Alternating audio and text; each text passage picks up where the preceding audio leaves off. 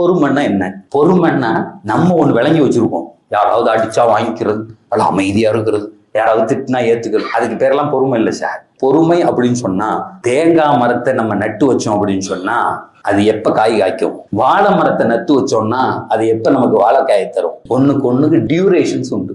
ஒரு பெண்ணு குழந்தை உண்டாயிருக்கா 10 மாசம்.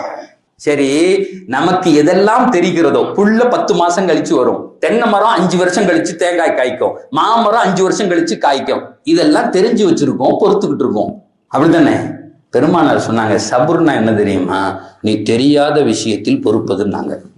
இது 1 வருஷம் கழிச்சு வருங்க, 10 மாசம் கழிச்சு வருவன பொறுக்கிறல்ல, அதை கொண்டாடுறல்ல, அந்த அம்மாவுக்கு வலிக்கிறத நீ சிரிக்கிறல்ல. பெருமானார் சொன்னாங்க, சபுர் அப்படின்னா என்ன அர்த்தம் தெரியுமா? சிஸ்டத்தோடு பொருந்தி போவதுன்னாங்க. உனக்கு எதுக்கெல்லாம் டியூரேஷன் தெரியலையோ, காலம் வரலன்னு சந்தோஷமா இருக்கணும். என் நல்லா நிகழ்த்தி காமிப்பான், அதுக்கு பேர் தான் சபுர்.